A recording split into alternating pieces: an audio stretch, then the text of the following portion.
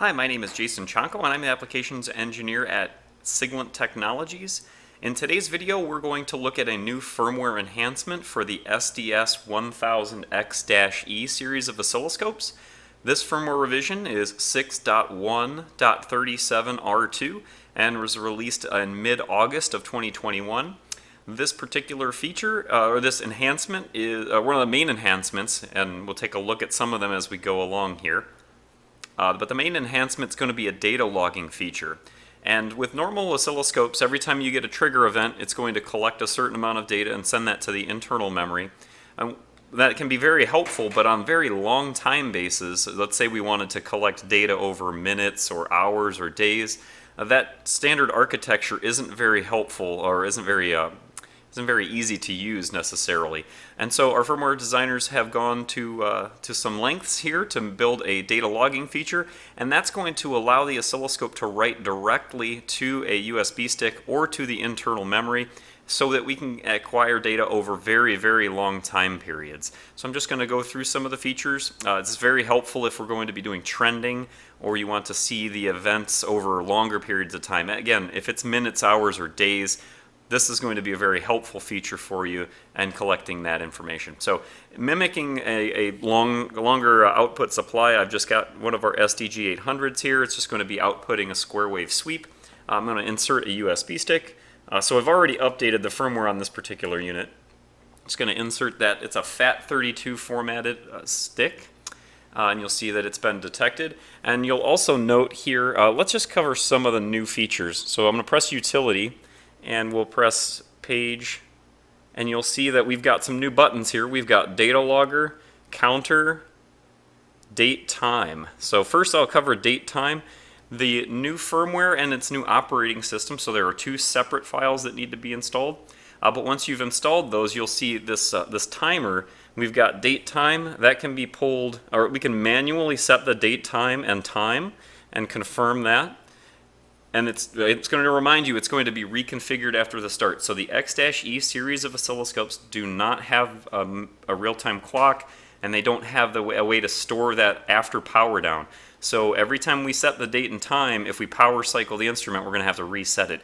But that does allow timestamping on all of the files. So instead of just saying 1979 on every file that's been saved with the oscilloscope, it will have the real date and time that you have saved. We've got time zone.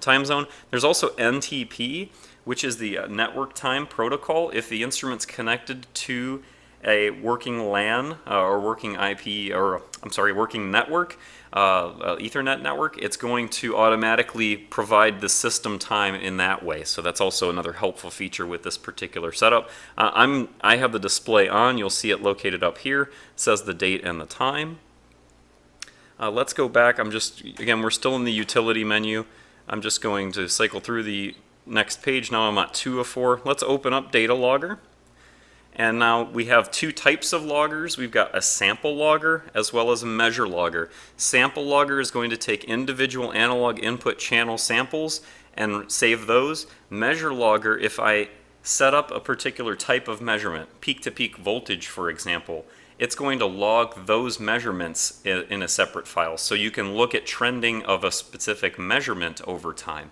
In this example for today, I'm just going to do sample logger. And you'll note that it set up everything. Now it's all ready to go. Basically, I want to go to record, and you'll see I have 2 seconds per time division. And we have the ability to change the rate. So we can do 50 samples per second. And you'll note that it also tells you how much time can be saved, or how much data can be saved in a time domain. So here it's 8 days at 50 samples per second at that time base. We can also change it to external. Now it's going to read that drive and give us an idea of how many samples we can save there as well. So now we've got 481 days. So again, FAT32, if we're going to be sampling small amounts of data, we can write that all day long. For 481 days, this is a 16 gig drive that's about half full. So anyway, it can save a lot of data that way. So we can adjust the sample rate here just by either pressing the button or by switching over. We can also change that file name. This is going to save a binary file to our USB stick. So it's all ready to start. I'm just going to turn on my, well, I'll start the acquisition. You'll start to see that the data will start to collect. Now I'm just going to turn on my source, and we'll let that run for a period of time. What I'd like to also show is some of the areas here. It's telling us how much time has recorded, our start date, and how much is still recordable, so our elapsed time until that memory stick is full. And again, we have that timestamp. It's also telling us the number of samples that we have up in the right-hand corner. So as it collects data, it's also going to automatically scale. So just kind of let it run its course here for a few minutes. You'll see that now it's changed to 4 seconds per division. We'll let it go a little bit longer. Now, so we could let this run again for days and days if we have enough storage. We can stop the oscilloscope at any point in time. Now it's going to write that data to the USB stick, and we're going to, as it formats everything and gets it all set, should be quickly coming back to life here in a sec. And now we're all done. So now it's written this file, the binary file, directly over to that USB stick. We can also recall that file, and we can adjust the horizontal time base. We can measure it with cursors if we want to. So we can recall any of those files that have been saved. We can always go back as well. And we can zoom around the center, or we can zoom around the right side and view all. So now we can go back to the original zoom. So again, in this way, we can save a lot of data.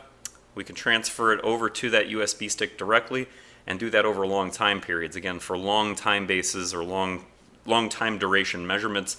Really nice acquisition capabilities. Instead of building a data acquisition system to do this, you could just grab your simple oscilloscope, plug it in with your sensors, set up your horizontal time base and the sample rate that you need, and hit go. Should be all set.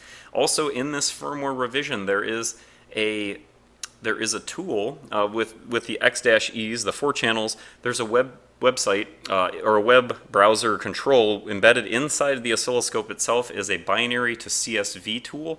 What that allows you to do is pull that binary to CSV executable to your local machine, your computer that's driving, and any data that you collect in this binary file format, including these new logging files, can be unpacked from binary and converted to CSV if you want to manipulate them even further. So maybe in a future video, I'll also cover downloading some of that information. So I hope you find this new enhancement to be extremely helpful. If you have any questions, please contact your local SIGLENT office. Have a great day.